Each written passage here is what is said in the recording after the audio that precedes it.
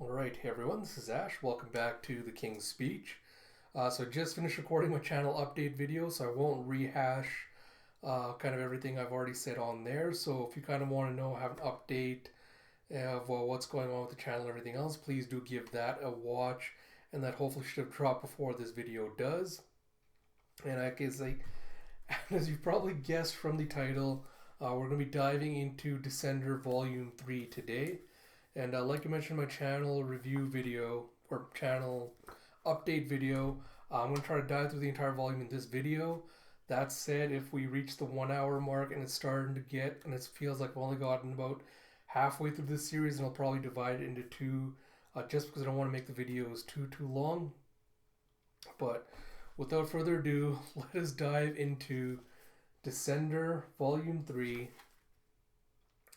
Singularities, as we see a very Terminator-ish looking Tim 22, and I think this means we're diving into his backstory as we go into Chapter 1, and we have the planet Narada 10 years ago.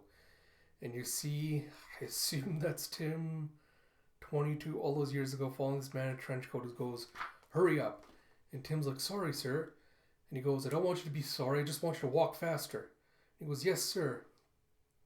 And he heads up to a building where security guard says hello and goes, "Mr. Krupp, sir, nice to see you again." And he goes, "Yes, look, I'm in a bit of a rush to get back to the office. This android will be staying with my father from now on. I'll have its papers sent over later." And the security guard bends over and looks and goes, "Wow, this must be one of those new Quan models, eh? So lifelike."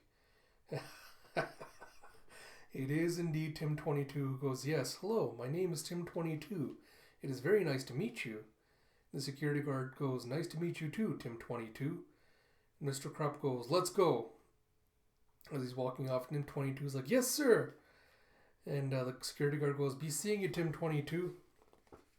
And you see the man walking up to a door, and he goes, "Now I want you to stay out here in the hallway until I have a chance to talk to my father. He has some old-fashioned ideas. It's best if I go in alone first." And Tim 22 is like, "Yes, sir." And you see him going inside. You see Krupp going inside as he closes the door behind him and goes, "Dad, you awake? It's me." Tim 22 is kind of standing outside, and he hears raised voices, and he hears, "Dad, just calm down."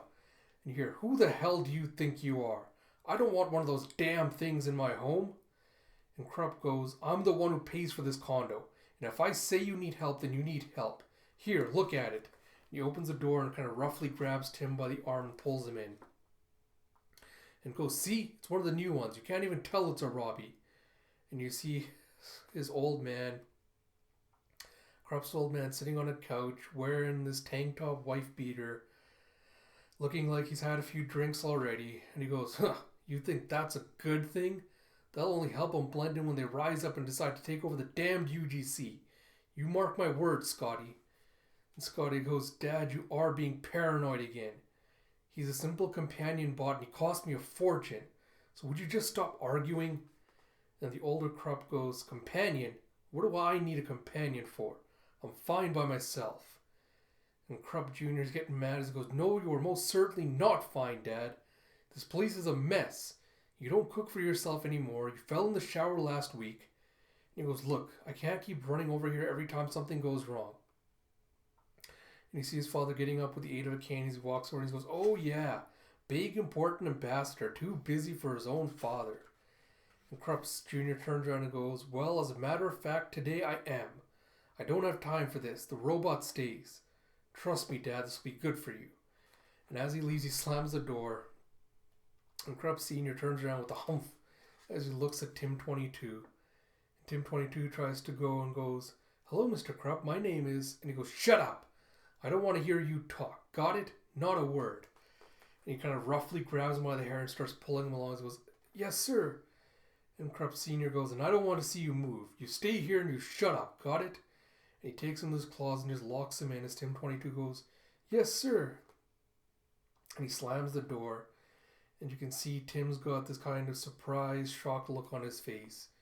And you see 3 weeks later, as the door finally opens again, and Krupp Sr. goes, "You asleep? Guess you don't sleep, do you? You can talk?" And Tim's like, "No, sir, I do not sleep." And Krupp Sr. goes, come here, as he walks outside, and Tim follows him going, how can I be of assistance, Mr. Krupp? And he goes and sits down and picks up a bottle as he goes, you can't. I tried to pretend you weren't in there, but I can't. I hate the thought of you anywhere near me, so I want you to leave. You're free. Go do whatever you want.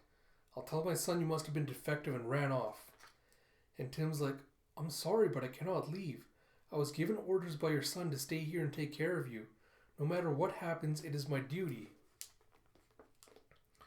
And you see Krupp Sr. just smoking a cigarette as he goes, I don't care. I want you out of here. And Tim's like, I cannot leave. And Krupp Sr.'s like, really, no matter what? As he kind of pokes him with his walking stick. And Tim's like, that's right. And he kind of, God, I'm really hating this asshole. So he grabs his walking stick and smacks Tim on the head as he goes, huh, how about now? And Tim's like, I cannot leave you. And Krupp Sr.'s looking still grumpy as hell as he burns out a cigarette on Tim's face. And he goes, how about now? You still want to stay, you little freak? And you can see that Tim's taken aback by this and a little bit sad. He goes, it's like, no, it's like, I do not want to stay. And Krupp Sr. goes, then go. And Tim goes, I cannot. I'm bound to you as long as you live. As he takes a drink, Krupp Sr. goes, get out of my sight. And Tim goes, yes, sir. And he goes and walks back to his closet and locks himself in. And you can see that he's getting a little bit angry. And then you see 8 months later, Krupp Sr. finally comes back and opens the door again. And he goes, come out, I need you. Tim's like, yes, sir, how can I help? And Krupp Sr. is like, I can barely think with all that racket going on out there. Tim's like, racket? And he goes, something going on. Whole city's abuzz. Another ship taking off every damn second. Can't even hear myself think. And you see that he's dropped one of his bottles on the floor and it's smashed. And he goes, drop that, clean it up. Tim's like, of course. As he goes down, starts clearing it up. Krupp Sr.'s like, I gotta lie down. Just go back in the closet when you're done. Tim's like, yes, sir. And you see Krupp Sr. heading to the window. And as he does, you see a giant kathoom as an explosion just rockets into the apartment and sends Tim flying back. And you see him getting up a moment later in pain as he goes and looks and he sees that Krupp Sr.'s been impaled by 2 metal rods. One stuck him in the gut and one stuck him through the neck. And we see a thoom, thoom, thoom. As you see Tim 22 going out to the window and just staring in shock as he sees the giant harvesters just laying waste to the city beneath him.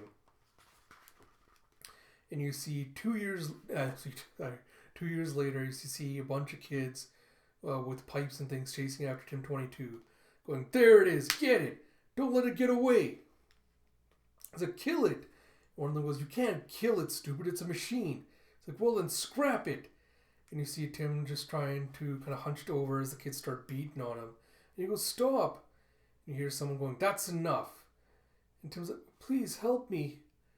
And you see a guy coming up with his rifle as he goes, help you? I want to scrap you myself. And one of the kids goes, oh, come on, Dad, we found this one. And he goes, and I'm proud of you, son, but if we want the scrap fee, I have to be the one to do it. And Tim's kind of just cowering back. He's like, please, just let me go. I don't want to hurt you. And the guy goes, too late for that, Robbie. Tim 22's like, I'm sorry. And he just shrack as Tim 22 puts his palm up and he sets a giant laser beam out and just obliterates the guy's head as he falls back. And the kid goes, Daddy! As Tim 22 goes running away going, I'm sorry, I'm sorry, I'm sorry. And you see 1 year later, scrappers are everywhere. Samson isn't safe anymore. Last time it connected to the network, Nish was sending entire fleets out. There's nowhere left to hide. Might as well sell scrap.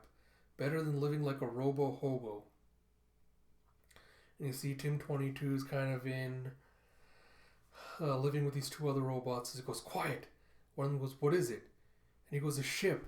And the other 2 go, scrappers, every bot for themselves. And you hear a voice going, stop, as you see a flashlight train down on Tim 22 as he runs away and he trips. And you hear, do not run. And you see Sias coming up behind Tim22 going, "The time for hiding is over." And Tim22 is like, "Who are you?" And Sias kind of does the whole Terminator, "Come with me if you want to live," as he puts a palm out and he goes, "My name is Sias, and if you come with me, you will never have to run again." And you see now, as an angry Tim22, hands still flaming with that plasmic energy, comes down the stairs towards Tim21. And he goes, "He chose me. Sias chose me. Sias is going to reclaim the universe of machine kind, and he chose me to be his son. Me, not you." And Tim21's just like, as he's grabbing his ruined arm, he's like, "Why did you?" And Tim22's like, "Oh, would you shut up, 21? Don't you get it? This is the part where we fight." And as he's raising a fist to kind of strike back, Tim opens up his own palm and lets out a beam of blue plasma light with a shrack as he sends Tim22 flying back with a "no." And you see a rocket boots activate and a clack and a tomb. Oh, so 22 activates his rocket boots, then slams down to 21 and kind of extends him, flying down the stairs onto another platform. As he goes, "Sias doesn't need you. He only loves me." And you see him kind of holding him down as they're going through this machine that's kind of sending out this incinerator flame to us. I don't know, it looks like it's a factory building machines. So there's incinerator flame kind of coming down to burn through his head. And you see a bleep pulse recharged. And Tim22 is just like, "Oh shit." As 21 sends him flying off and goes, "Get off of me." And you see his plasma charging up again. Or as he sent him flying back with a plasma bolt. And you see 22 going, "This is the way it has to be. I was special before you came. I need to be special again. Where'd you go? Don't be afraid. This won't hurt. It'll be just like being deactivated. I'm sorry, Tim21, but there can only be one of us." And you see him making his way through the factory as 21's kind of cowering behind a pillar. And then you have Chapter 2. Oh, I guess we're getting some Telsa backstory now. Yes. And you see the planet Samson 10 years ago. And you see, "Mom, would you hurry?" And you have Telsa's mom, who looks just like her daughter, going, "This is wrong, Telsa. We should just stay. Find somewhere safe here to wait this out." And baby Telsa's like, "There's nowhere safe, Mom. Daddy said he was going to come and get us. We can make it to the spaceport. It's just a bit further." And her mother's kind of admonishing her and going, "You should have learned a long time ago we can't count on everything your father says, Telsa." Telsa's like, "Mom, I know you're scared, but we can't stay here. No one knows what's happening. We have to get off world. We can do it, Mom. Trust me." And they both kind of look off to the sides and go, "Wait, did you hear that?" And you see, "Run, Telsa, run!" And you see them both running away as a giant harvester is just looming behind them. And you see a flash as Telsa cries out, "Mommy!" As you see a giant ray coming down from the harvester and just incinerating a bunch of other citizens along with Telsa's mother. Ugh. You see Telsa kind of just gripping her mother's ruined hand. And she's like, "Mommy, get up!" And you see the harvester kind of just making his way further into the city with a choom. And then you see these soldiers and kind of like these bionic armor suits coming in going, "Telsa Nagoki?" And she goes, "Yes?" And he goes, "My name is Officer Tullis. You are safe." And he goes, "Sir, I have her." And Telsa's like, "But my mom, I can't." And you see Nagoki coming out of one of the ships landing nearby going, "Telsa." She goes, "Daddy." And she goes and runs up and gives him a hug and goes, "Daddy, Mom, she's... And he goes, "I know, sweetie, I know." And she's just hugging him going, "I couldn't save her, Daddy, I couldn't save her." And Nagoki goes, "Shh, it's okay, baby, I have you. I won't let anything else hurt you. Not ever." And then you see 7 years ago with the grown-up Telsa going, "You're such a coward." And Nagoki's like, "I'm a coward? How am I a coward, Telsa?" Telsa goes, "Because you're too scared to let me live my own damn life, Daddy." And Nagoki's like, "I'm just trying to keep you safe." Telsa's like, "Oh, please. You think you can just ship me away to some private school in the outer reaches and that'll keep me safe? Newsflash, Daddy, there's nowhere safe anymore. The UGC's falling apart. You really want me to be safe? You let me join the academy like I want to. And you see Nagoki going, there's no way I'm letting you join the UGC. You are not getting anywhere near the conflicts. You hear me, young lady? And Tullis like, I can fight, Daddy. I'm not some precious flower. Just ask Tullis. He's been giving me combat training the last few months, and he says I'm a natural. And you can see Tullis just going to be like, oh, Tulsa, what are you doing? And Nagoki's like, what? Is this true, Officer Tullis? And Tullis is like, I may have instructed Tulsa on a few self-defense moves, sir, but And Nagoki's like, we'll talk about this later. Tullis goes, yes, sir. And Tulsa's like, oh, don't take it out on him. At least he respects me. And Nagoki's like, you think I don't respect you? I love you, Tulsa. I want you to have a life beyond the fighting and war. Tulsa turns away and walks. Her tongue is slipping on me. And as Tulsa's turning to walk away, she goes, if you don't want me to join the UGC, maybe I should just move to Nish and join the Scrappers. And Nagoki's like, that is not even funny. Tulsa is trying to calm her down as he goes, Tulsa, maybe you should calm down. And she goes, oh, stuff it, Tullis. And you see Tulsa Nagoki, personal journal entry 3356-7. I'm tired of fighting with my father. I'm tired of being nobody and doing nothing.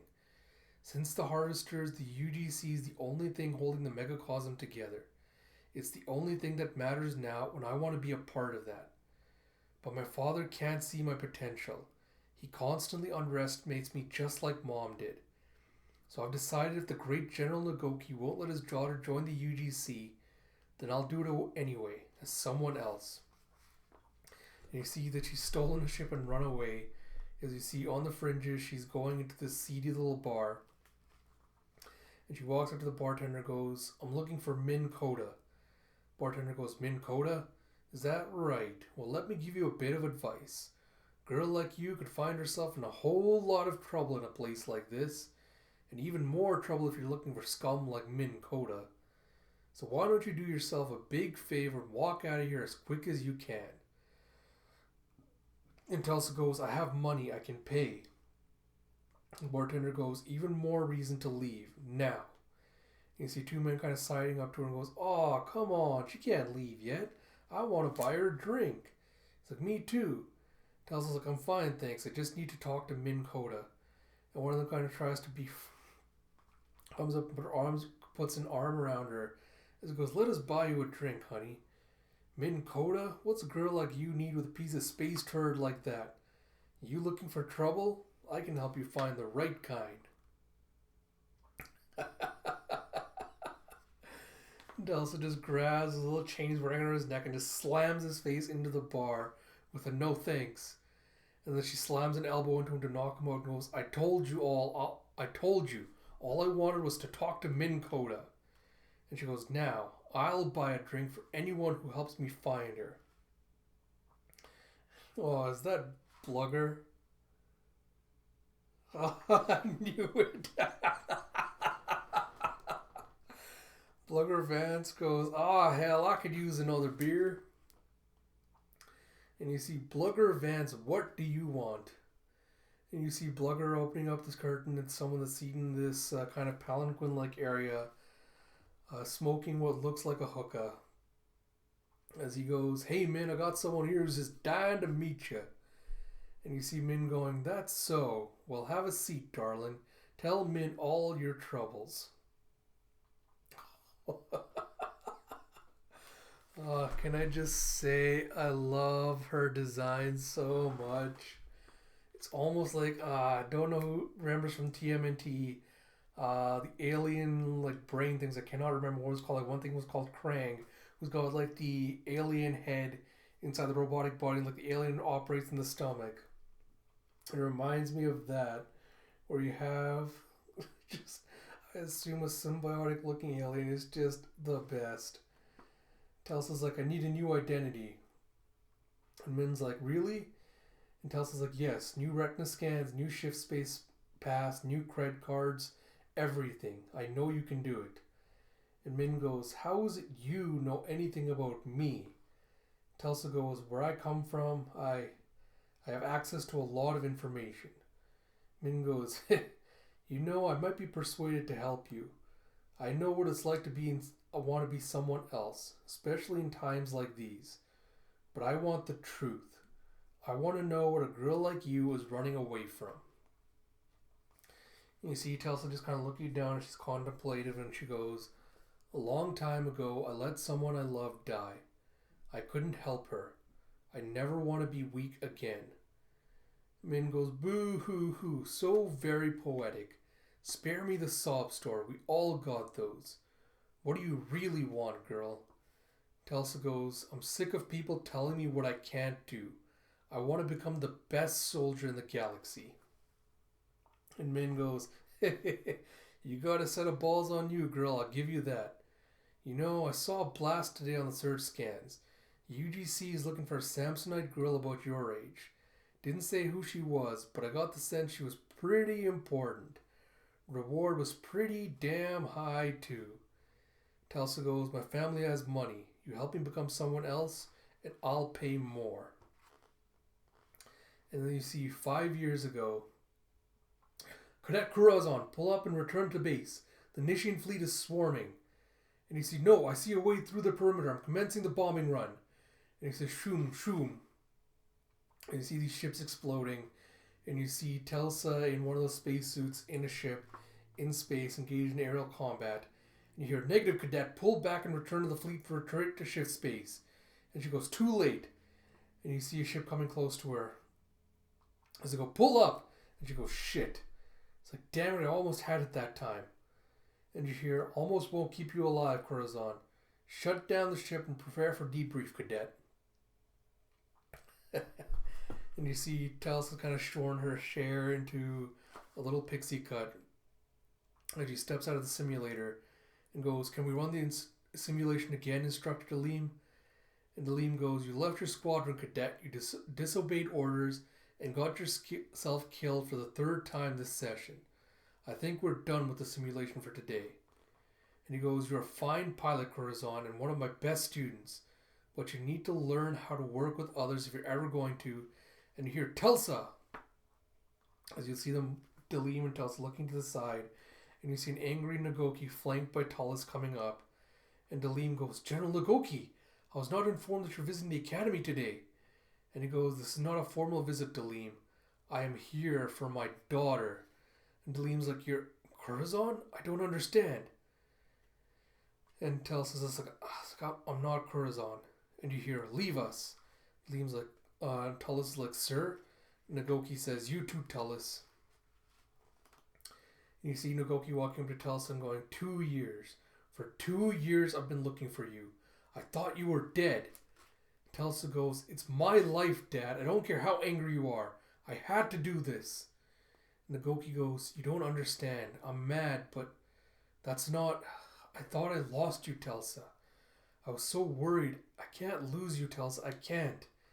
And she hugs him and she apologizes and goes, I'm sorry. But this is who I am, Daddy. You have to accept that. Nagoki goes, I saw your file, Cadet Corazon. And she goes, I'm second in my class. And as Nagoki turns to walk away, he goes, I expect you to be first by semester break. And I'll expect you home for the holidays. Telsa goes, yes, sir. And you see Narada 3 weeks ago. You see Telsa, as we know her now, walking into Nagoki's office, going, you wanted to see me, sir? And Nagoki goes, something has come up, Telsa. A very delicate mission. And with the hardwire everywhere, and the Nishian so unstable, I need someone I can trust. Telsa's like, of course, sir. You know you can count on me. Nagoki goes, would you stop with the sir business? There's no one around. Telsa's like, sorry, what is it, Dad? What do you need me to do? And you see Nagoki going, a TIM unit from the Darishu mining colony has popped up on the UDC network. One of the last models built by Jin Quan before he went crazy. Telsa's like, okay, and... Nagoki goes, when the TIM unit logged in the network, we got a read of his machine codex. It's the same as the Harvesters. Telsa's like, is it a mistake? Can that even be possible? Nagoki goes, I don't know. That's why I need you to find Quan and then go and get the robot before he draws any more attention. Tulsa goes, I won't let you down, sir. He goes, Dad. And Nagoki goes, I know you won't. Tullis is loading a ship now. He'll accompany you. Tulsa gets mad. She goes, Tullis?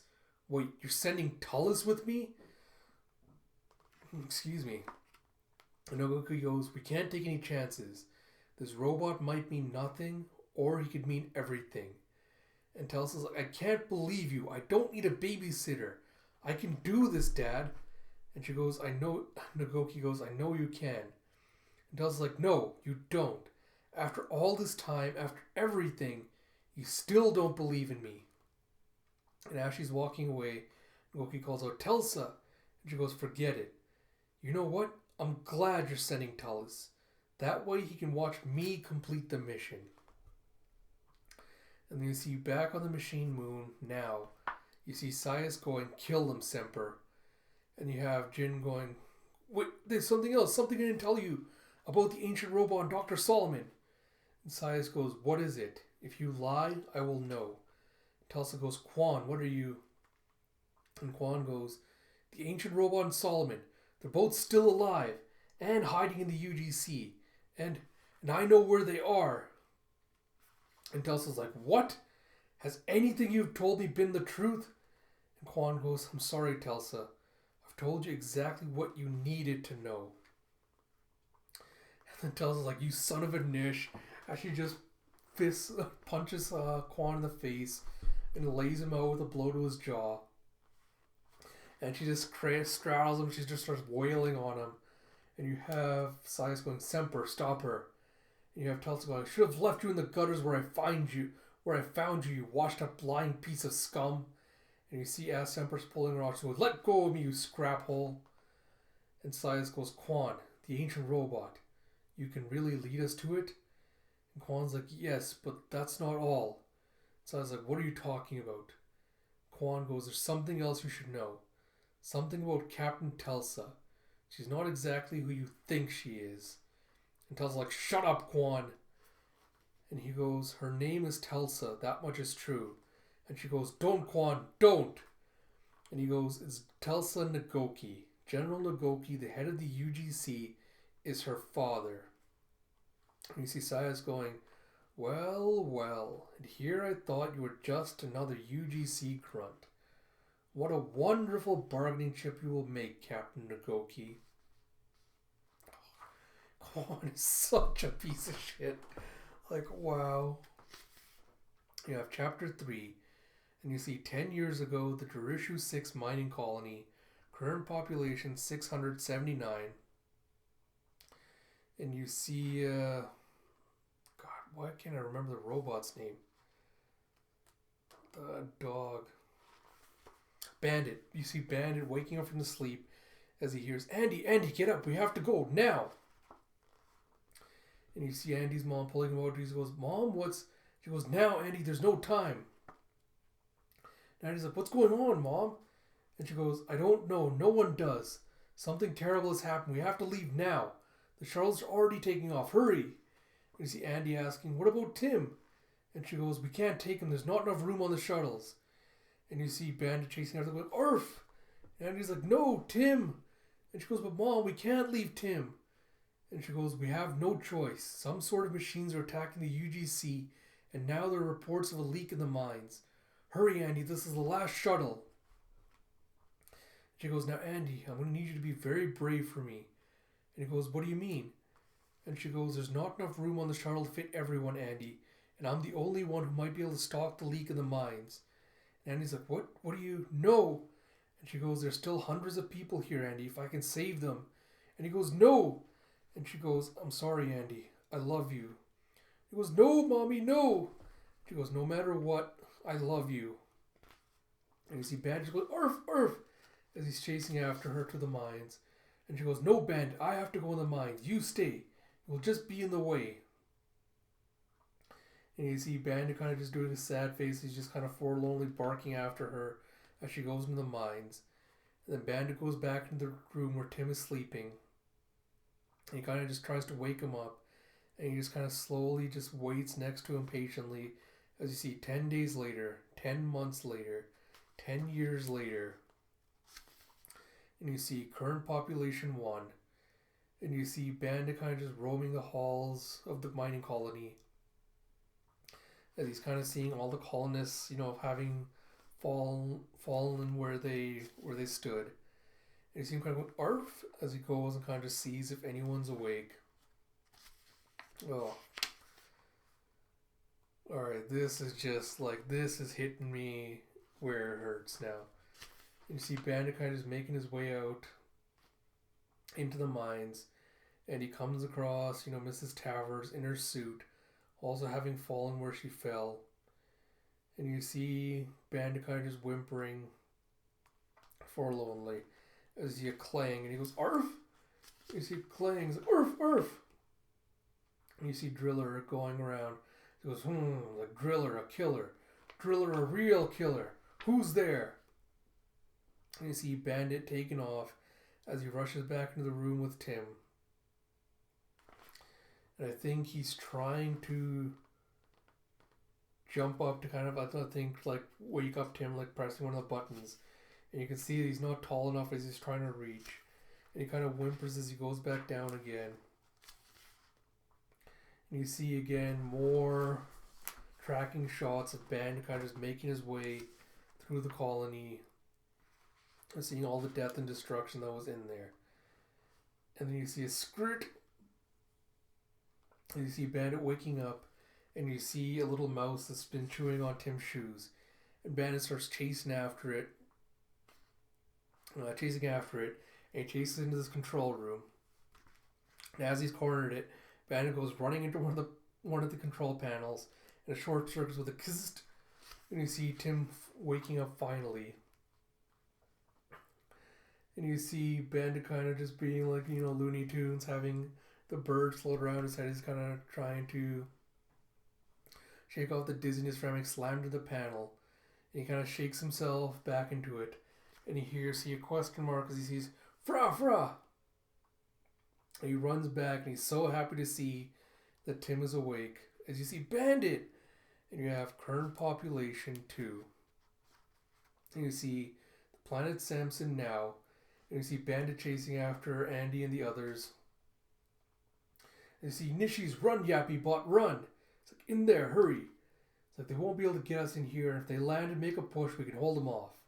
It's like, that's just great, Effie, but we can't get out either. And she goes, if you call me by my old flesh name again, I swear I will gut you, Andy. And he goes, oh, I'm really scared. Tullus goes, would you two shut up? Chances are we're not all gonna make it out of this as it is. Do we really need to do the job for them and kill each other? I think Tullus just kind of rips apart the handcuffs that are holding them together as he goes, besides, we came here for a reason. You said she can help us track Tim 21 with the dog bot. Let's do it and then get to the ship and get out of here. And you see Andy going, how about it? Can you access his companionship, Queen Between? Queen goes, I'll try. And you see her whole putting up Bandit onto a little platform as she takes out his inner circuitry and goes, shh, this won't hurt, I'm just looking. She goes, hold still, I think I found it. And she goes, here goes nothing. You see a bleep and an arf. And you see a bleep, and you see back on the robot homeworld, you see Tim 21. His eyes kind of going red as he goes, Bandit? We have chapter 4. The planet Narada 10 years ago. And you see, this way, that's it, keep moving. We have more spacecraft inbound. Come on, find a Gnostian aid worker in a red uniform and follow them to one of the administrative checkpoints. Hurry now, we're many more refugees on the way. And you see Kyle Andy kind of cradling his space helmet as he's walking off the ship. And one of the aid workers asks him, you there, where's your family, your parents? And Andy goes, my mom isn't here. She stayed on Darishu. She'll be coming soon, I think. And the worker goes, Darishu, the mining colony? And he goes, yes, ma'am. And she goes, "Oh, sweetie, I don't think your mommy is coming." And Andy's like, "She is too." The aid worker's like, "Okay, maybe you're right. But until then, we need to get you somewhere safe. What's your name, little one?" He goes, "Andy. Andy Tavers." So she grabs his hand and goes, "Okay, Andy, my name is Arda. For now, I'm going to take you over here to see my friend Sparny. She has a bunch of other kids from all over the UGC who are waiting for their mom and dads too, okay?" And he's like, "Okay." And you see Arda taking him over, and she leaves him with the other kids and goes, "Okay, okay, just leave him with the others. There's too many as is. I don't know where we're going to put them all." And you see Andy kind of just going and sitting on a rock by himself. Someone goes, "You ever see a Gnossian giant before?" And Andy goes, "Huh?" And you see a girl sitting off to the side on another rock, messing around with some electronics. And she goes, "Huh? Nice manners, nice manners. Where are you from, Nish?" And Andy's like, "No, I'm from Darishu." And she goes, "Never heard of it. Must be a real fringe hole." And Andy's like, "What are you doing?" And she goes, "Building my own uplink. I left mine on Samson when the big bots came, and the UGC has shut down the network. I think I can bootleg my way onto their private channel. I want to see what's going on out there." And Andy's like, "You can do that?" She goes, "What's it look like? We weren't all raised on a backward moon, kid. I went to the finest tech school on Samson. Plus, I'm gifted. I know it's not polite to say, but it happens to be true." And Andy's like, "Did you see them? The big robots that did all this?" And she goes, "Yes. When my shuttle took off, I saw the one over Samson. It was the biggest thing I ever saw." And Andy goes, "People on my shuttle were saying that all kinds of people are dead. Like lots. They said all the other Robbies in the UGC must have built these big robots to attack us, like a revolution or something. They said the UGC is getting ready to kill them." She asks, "Kill who?" He goes, "The robots. All of them." She goes, "You can't kill machines, dummy." And Andy goes, "Okay, so they're going to scrap them all, destroy them, whatever. When I get out of here, I'm going to help them." And she asks, "Why?" And he goes, "Because I think maybe my mom isn't coming here. I think maybe." And she comes over to Andy's little rock outcropping and sits next to him, and she goes, "I know, mine too." And he goes, "Oh." And they're silent for a minute. And she goes, "What's your name?" He goes, "Andy. What's yours?" And she goes, "Effie. I'm Effie." And you see 6 years ago, "Effie, wake up." And Effie wakes up and you see what I assume teenage Andy and Effie. As Effie goes, "Andy, what are you doing here?" And he goes, "Shh, I came to tell you, I'm leaving. I didn't want to go without saying goodbye at least." And she's like, "Leaving? What are you talking about?" And he goes, "The orphanage. I can't stay here anymore." You hear one of the other kids going, "I'm trying to sleep.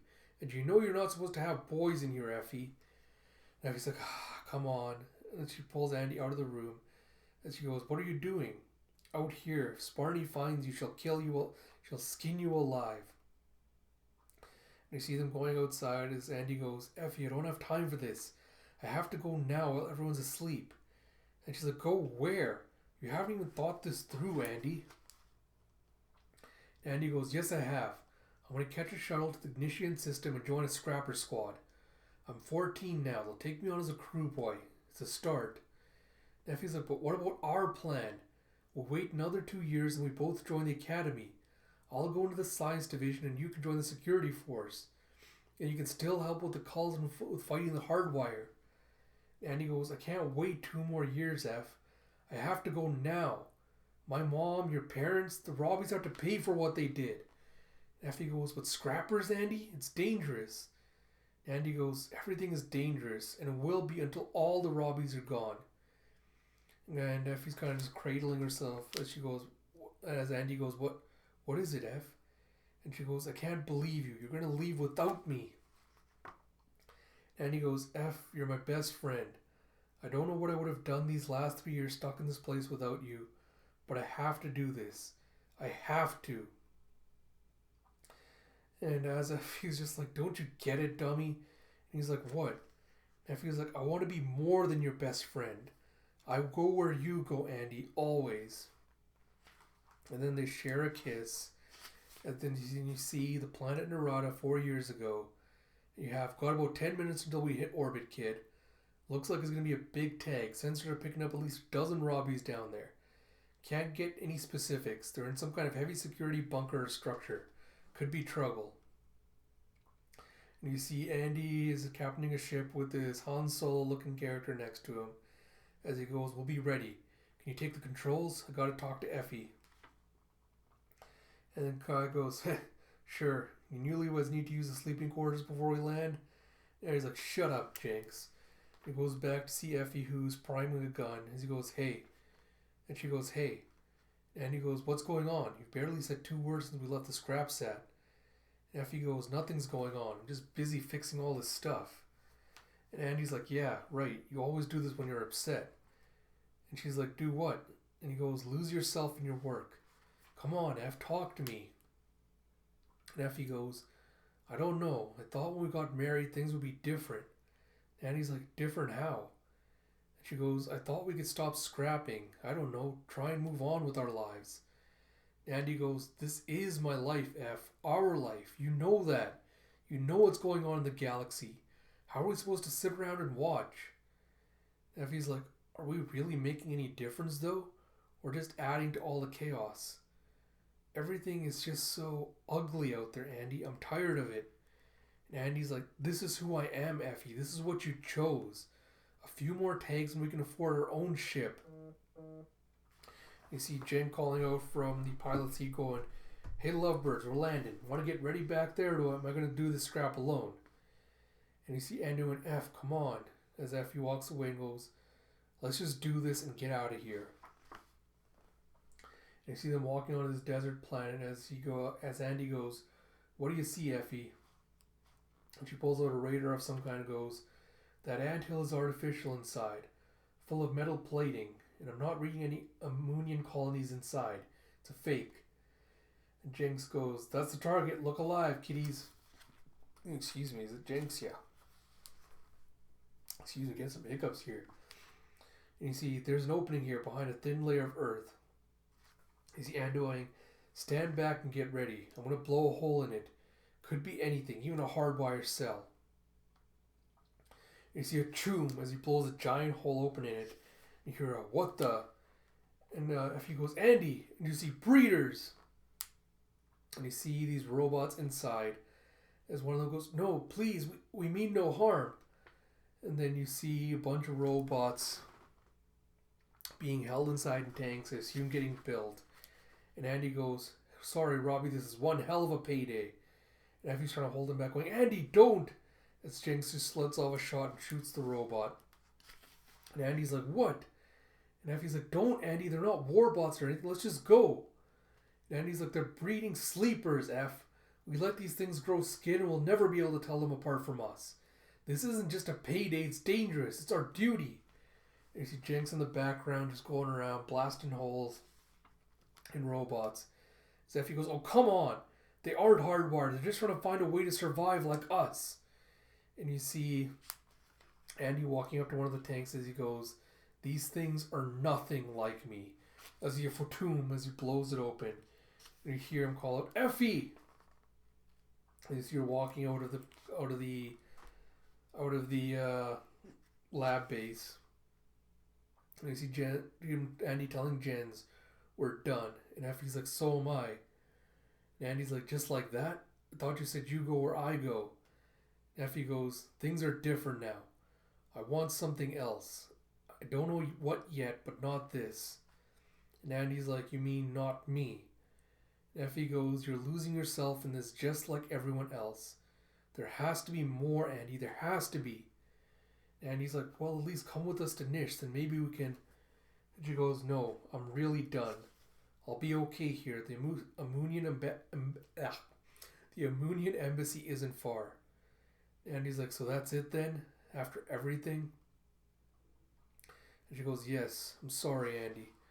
You see them parting as they go their separate ways. And then you see the planet Narada 3 years ago. You see Effie along with a bunch of other protesters holding signs saying artificial life is still life. and scrap his murder. As you have her screaming, "Go back to Nish, you scrapper bastards!" And you hear, step back, or we'll have no choice but to open fire." And you hear, "You can't wait to open fire, you stooge. Why don't you burn us too? That robot is still functioning. It's aware. They're melting live robots. Stop them." And you see Nishian grabbing a robot and throwing it into this pit. You go, "Ah!" It's like, "Take them." And you see it, "No!" And a thoom as one of the other protesters gets shot in the face as they're trying to climb up the little plateau up to the where the melting pit is. And as Effie climbs up, she goes, "You're a murderer. Hasn't there been enough killing?" And he goes, "You're crazy." And you see Effie just punching him in the face as he goes, "I'll show you, crazy, you pig." He goes, "Ugh." He's like, "Here, over here, get down." And she tries to help out another robot. And she goes, "Come on, we have a ship. I can get you to safety." And you have the robot going, "Just look out, look out." And you see a thoom as you have Effie get flying back into the fire pit. Oh. And then just blackness as she wakes up she bolts awake with an ugh. And you see that she's in a bed. And she's been heavily bandaged up. She's got a burn scar on one side of her face. One of her arms has been replaced with a robotic arm. The other is just wrapped in bandages. And you see Andy coming in and going, "Don't worry, F. We'll get that fixed. As soon as you're well enough to leave, I'll get you out of here into a real hospital." And she's like, "Andy?" And you see the burn scars like from her face has gone down to part of her neck. And he goes, "Don't try to move. Just rest. Took me 2 weeks to find you. I was scared, F. I thought I'd lost you. Anyway, I was still listed as your next of kin on your identity chip. Rushed all the way here from the MADA system." And Effie's like, "I don't understand. What?" And he goes, "They pulled you out of the melting pit. The hospitals here on Samson were blown back to the Stone Age after the Harvesters, but the doctors did what they could with what they had. But like I said, as soon as you get your strength back, I'll get you real help. We'll get that thing off you and figure something better out." And as she's kind of staring at her arm, she's like, "No, I don't want to." And he's like, "What do you mean, F? It's..." And she goes, "It's part of me now. I don't want to change it." And Andy's like, "Look, I think you need to get some more sleep." And Effie's like, "I'm not tired." And he goes, "Okay, look, F, there's something else. You're wanted now. You attacked Initian and with the UGC trying to broker peace." And she goes, "They're murderers, and so are you." And he's like, "Effie, come on." And she's like, "No, I think you should leave, Andy." And he goes, "You're not thinking straight, F." And she goes, "No, I'm thinking perfectly clearly, actually. You sit there talking down to me, Andy, treating me like some naive child who doesn't really understand what's happening in the universe. Well, I'm sorry, but I see things more clearly than you ever did, and I can't be around you anymore." He goes, "Effie, please let me help you." And she goes, "I don't need your help." And he goes, "F," and she's like, "Please go." And she's just kind of examining her robotic arm. And you see the planet Samson now, as Effie's again, or Queen Between now, is kind of sitting there looking at her arm again. As you see a thoom, and she goes, "The hell was that?" You have Driller going, Driller don't like caves. You see another choom, as Andy's standing outside the entrance of the cave watching, goes, "It's the Nishian ships, they're bombing." And you see Queen Between trying to walk out with a weapon, as Andy goes, "No, Effie, wait." And she goes, "Don't call me that." And he goes, "Please, it's not safe." And she goes, "My people are out there, Andy." Ugh. And then you see on the next page, she's just wearing in stock as a no. As you see, the Nishian ships have just destroyed everything. And you see her going between. They're dead. They're all dead, Andy. Ooh. Really hitting where it hurts now. And you have her, Andy hugging her as he goes, "I'm sorry, F. I'm so sorry." You have chapter 5, 17 years ago. You have, "I repeat, come in Darushu Outpost. Do you read us?" And you have, "This is Darushu Outpost, and boy, is it good to hear you. We're starting to get a little lonely down here. Please tell me you've bought us some company." It's like, "Oh yeah, we got two nice big friends for you. Getting ready to drop him now. They even got Quantech's newest personality upgrades. Though I don't think they're very talkative, so probably don't matter much. So we'll take what we can get. Well, here they come dropping now. And you see these two giant paws being dropped out of the ship into the atmosphere. And you see site of proposed mine has been located. Locking onto target. And you see the capsules that dropped, just putting out these two giant drills as they slam to the ground. You have congratulations, Durishu, you are now officially a UGC mining colony. And you have woohoo! And you see 15 years ago. Okay, let's see what we got here. Yeah, so you two hunks of scrap are pretty much obsolete. See, we just got half dozen new hyper drills in from Samson. But you're still in working condition, so of course they gave you to me. Huh. Good old Henry Tusk always gets the junk that others don't want to use no more. And you see Driller, and I assume what is his brother who looks like I'm gonna just name him Scooper because he's got the two scoopers for hands. And Driller's got the red casing and his brother's got kind of the blue casing. And you have him going, what's your name? He goes, VX33Z NDZ4. Tusk goes, hell, I ain't never going to remember that. You're Scoops. Glad we're on a like-minded thing here for naming. And he looks at the Driller and he goes, and you're Driller, got it? He goes, got it, Herman, I'm Diller. Like, Scoops is Scoops, he's Driller. So Tusk walks in and goes, very good. See, who says you industrial bots are dumb, huh? Now come on, but I'm going to warn you, you ain't going to like working with me.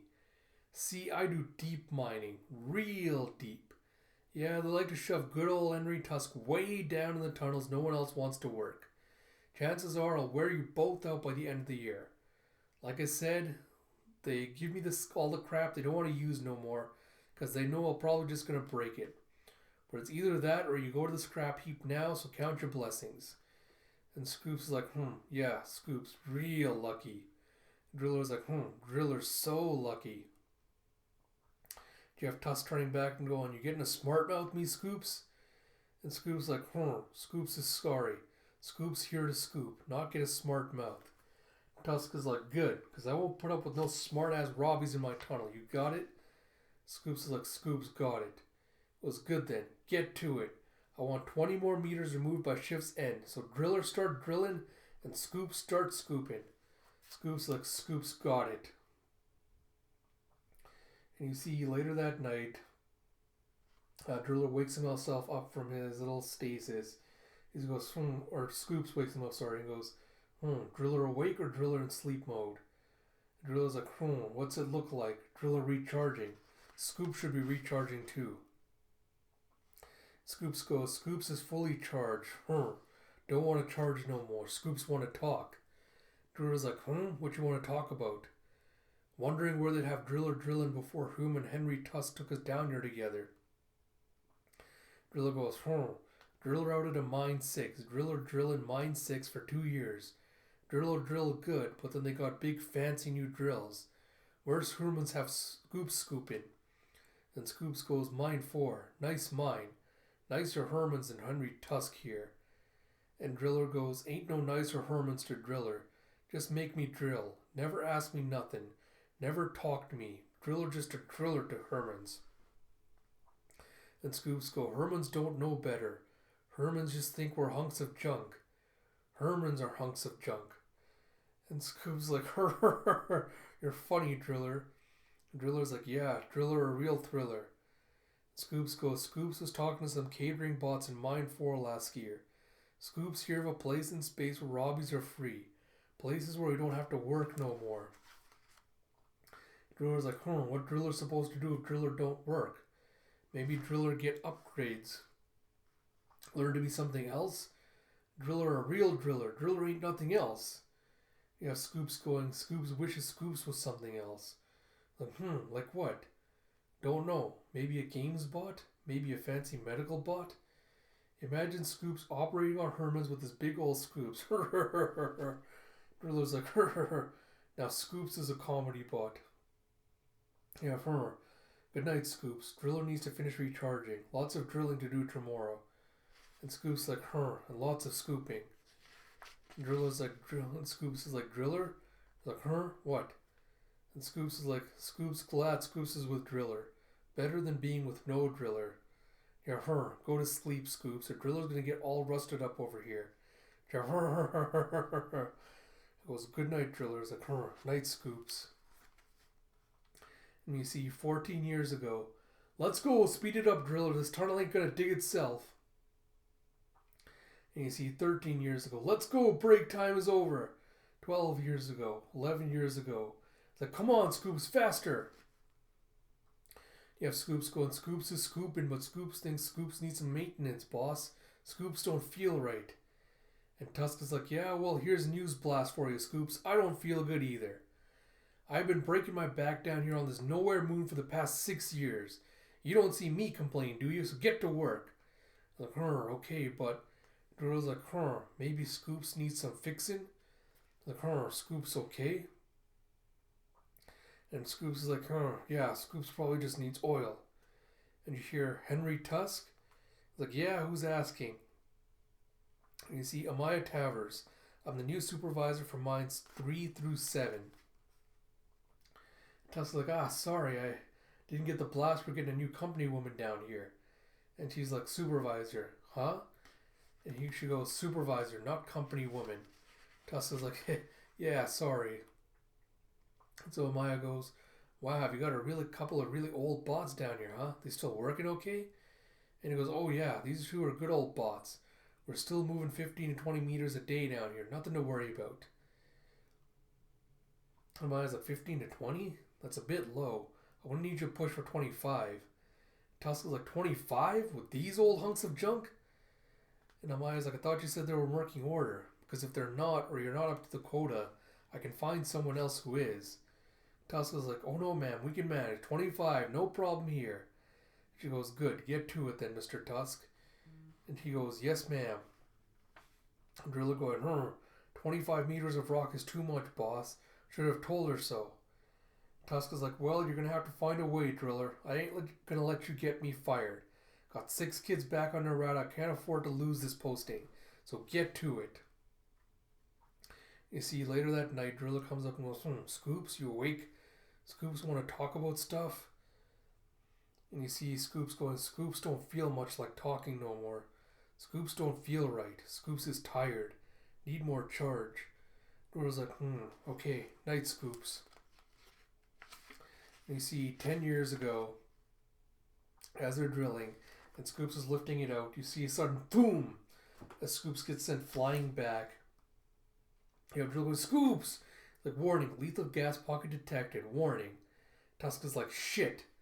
As he goes up with some kind of spray to kind of close it off. And you have, warning, lethal gas pocket detected. Warning, gas pocket sealed.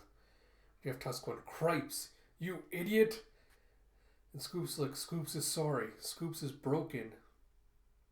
Tusk is like, you're sorry? How the hell did you not detect that gas pocket? You know what this means? Seal up this tunnel now. You have Scoops going, but Scoops is broken. Ugh. And you see Tusk going, you're broken? What about me? You think you're going to give us another job? And he takes a little kind of fire extinguisher canister, starts bashing in Scoops' face. And Drill's like, Human, stop! And you have Scoops going, scraps. And Tusk going, this is all I could get. I'm finished. And you have Driller going, stop, Human, as he grabs him and slams him into the wall. He's like, put me down, Driller, or so help me, I'll have you scrapped too. And he's here, See a Tusk as 2 of the other miners come up. And he goes, I'm fine, everything's fine down here. So what are you talking about? We gotta go, there's an emergency evacuation. Tusk's like, no, it's fine, I sealed the leak, just a tiny little gas pocket. Nothing big, no problems here. And one of the other miners goes, what, don't you have your own comm on? There's some kind of crazy attacks happening on Nerada. Tusk is like, attacks? It's like, UGC don't know what's going on, but it's all bad. We've all been recalled, we gotta go. And you have Tusk going, I got kids on Nerada, shit.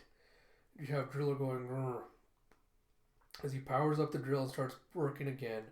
was like, what are you doing? We're done with work, you idiot. Didn't you hear? The UGC's under attack. I gotta get out of here. Boy. Oh boy. And you see drillers punch through the area where the gas leak was coming from. And you see Hermans. He's like, Driller, stop! What the hell are you? And he goes, no more Hermans. And you see Tusk just kind of trying to run away. And you see Driller going and sitting down next to Scoops and going, Scoops, Driller did something, Scoops. Driller did something bad. Something real, real bad. And you see across the mining colony, you see Amaya Towers having fallen where she fell, along with the other miners. As you see the planet Samson now, and you see Driller going, Tell us, like, you say something? And he goes, don't give me that. You've been grumbling all night. Oh boy. And you see Driller just kind of going, Tell us, like, Driller, what's wrong? And he goes, It's like, Driller a killer. Driller a real killer. Oh, shit. Oh, boy, alright. Oh, where do I even begin with this? With this volume? I'll say, like, some of the flashbacks were better than others. Like, the Telsa flashback and a little bit of the Andy flashback were kind of the weakest parts of this volume for me. But I feel like that was almost intentional with the focus on the robots. And really kind of the question of, self-awareness and what happens at the point where robots start becoming self-aware and humans are still, using them as tools and only see them as tools. How do you kind of bridge that gap between, how do you bridge that gap between seeing something as a tool and seeing something as sentient with its own will and with its own dreams and desires and everything else? So there's been a lot of shows and things that have already been trying to kind of tackle this question. So I'm really interested in seeing where Lemire goes with this take, because you kind of see where all the robots kind of get their anger and their mistrust from. Where Tim 21 was abused by this horrifically shitty old man and kind of just locked away in a closet and just made to sit there. And kind of seeing it from his perspective makes it easier to understand how torturous that must have been to have not being able to sleep, to turn yourself off, to not have your own will, and just be locked away because you're just seen as a tool for someone else.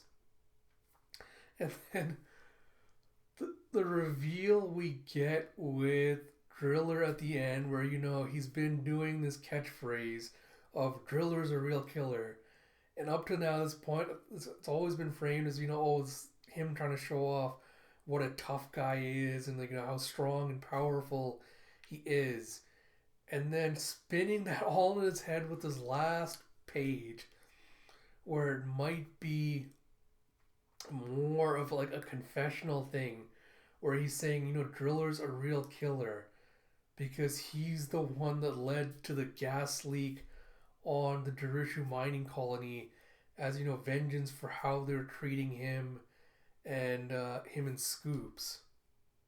I think that was some of the most compelling and powerful storytelling in this volume specifically, was where they start to explore Scoops and Driller starting to achieve sentience and kind of starting to really humanize them.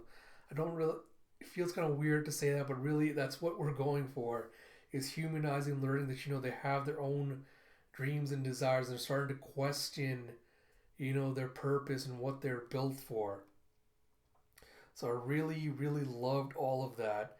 And we kind of have, and then I think the third best part of this was Effie and kind of Queen Between, kind of playing that bridging role where she's like, yes, the robots took stuff away from me, but she's kind of leaning to the idea of, someone has to stop this repeated cycle of revenge and violence, or else it's just going to be continually perpetuating itself.